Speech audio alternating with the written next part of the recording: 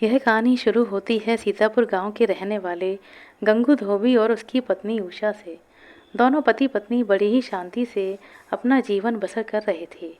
गांव के बाहर ही जंगल के नज़दीक से बहने वाली नदी पर दोनों कपड़े धोने के लिए जाते थे। दोनों मिलकर काम करते और हर सुख दुख में एक दूसरे का साथ देते। धोबी और धोबिन में बहुत ही प्रेम था। एक दिन वह दोनों जंगल के नज़दीक वाली नदी पर कपड़े धो रहे थे। दोपहर का समय था, सूरज सिर पर चमक रहा था। गंगू धोबी ने कहा, उषा चलो थोड़ी देर पेड़ के नीचे बैठकर सुस्ता लेते हैं।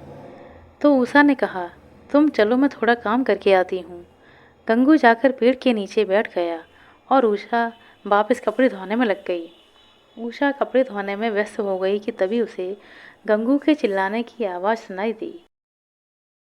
गंगू चिल्ला रहा था, उषा बचाओ मुझे। उषा घबराकर गंगू की तरफ दौड़ी। जब वह गंगू के पास पहुंची तो उसने देखा गंगू के सीने में एक तीर धंसा हुआ था और खून ही खून बह रहा था। इससे पहले कि उषा कुछ समझ पाती, गंगू की मृत्यु हो चुकी थी। धोबिन को कुछ भी समझ में नहीं आया कि तीर कहाँ से आया, किसने चलाया और कैसे लगा। बदहवास उषा ने अपने पति का शव उठाया और सीधा राजा के महल में फरियाद करने के लिए पहुंच गई। महल के बाहर एक बड़ा सा घंटा लगा था, जिसे बजाकर कोई भी फरियादी अपनी बात राजा तक पहुंचा सकता था। उषा जोर जोर से घंटा बजाने लगी। राजा ने उसे दरबार में बुलाया और पूछा, कहो क्या फरियाद है तुम्हारी। दुखी धोबिन ने रोते हुए राजा को सारी बात बताई और कहा, हुजूर मुझे न्याय चाहिए। मेरे पति के हत्यारे को ढूंढकर उसे सजा दीजिए। राजा ने जवाब दिया कि तुम बिल्कुल भी फिक्र ना करो, हमें कुछ समय दो, हम जल्द से जल्द सारे मामले की जांच करवा कर तुम्हें इंसाफ देंगे। अब तुम जाओ और अपने पति का दाह संस्कार करवाओ।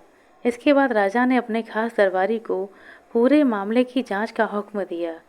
जब पूरे मामले की जांच की गई तो यह सच्चाई सामने आई कि जब धोबिन और धोबी जंगल के पास वाली नदी पर कपड़े धो रहे थे, उसी समय राजा की पत्नी जंगल में शिकार खेलने गई थी और एक शिकार का पीछा करते करते जब वह नदी के पास पहुंच गई तो रानी के चलाए हुए तीर से धोबी की मृत्यु हुई थी। हालांकि रानी ने तीर अपने शिकार पर चलाया था, इसीलिए वह धोबी की मृत्यु से बिल्कुल अनजान थी और अनजाने में उसके हाथों से धोबी की मृत्यु हुई थी। राजा को जब सारी बात पता चली तो वह चाहते तो इस अपराध पर पर्दा डाल सकते थे, परंतु एक न्यायप्रिय राजा होने के कारण उन्होंने धोबिन को इंसाफ देने का फैसला किया। अगले दिन धोबिन उषा को महल में पेश किया गया। रानी भी उस समय वहां मौजूद थी। राजा ने धोबिन से कहा, हमने तुम्हारे पति के हत्यारे का पता लगा लिया है और वह इस समय हमारे राज दरबार में मौजूद है। धोबिन ने कहा, तो हुजूर जल्दी से उसे सबके सामने बुलाइए और मुझे इंसाफ दीजिए। राजा ने कहा कि तुम्हारा अपराधी और कोई नहीं, हमारी रानी, हमारी पत्नी और इस राज्य की रानी है। इन्होंने ही अनजाने में तुम्हारे पति की हत्या की है। आगे राजा ने सारी बात धोबिन को बताई। राजा ने धोबिन से कहा कि हम तुम्हें इंसाफ जरूर देंगे। हमारा इंसाफ यह है कि जिस तरह रानी ने तुम्हारे पति को मार डाला, तुम भी रानी के पति की हत्या कर सकती हो, यानी कि तुम हमारी गर्दन तलवार से काट दो। यह कहते हुए राजा ने धोबिन के हाथों में तलवार थमा दी और खुद उसके सामने गर्दन झुकाकर खड़े हो गए। धोबिन ने तलवार अपने हाथों में पकड़ी और कहा, महाराज आप एक न्यायप्रिय राजा हैं और आपने जो न्याय किया है वह बिल्कुल ठीक है, परंतु मैं आप जैसे न्यायप्रिय राजा को मार नहीं सकती। आप चाहते तो सारी बात जानकर भी अपनी रानी को आसानी से बचा सकते थे, लेकिन फिर भी आपने मुझ जैसी गरीब धोबिन को इंसाफ देने के लिए कोई कसर नहीं छोड़ी। आप जैसे न्यायप्रिय राजा की इस राज्य को बहुत आवश्यकता है और मैं आप जैसे राजा को दंड नहीं दे सकती। यह कहते हुए धोबिन ने अपने हाथों से तलवार को फेंक दिया। इसके बाद रानी ने भी धोबिन से माफ़ी मांगी।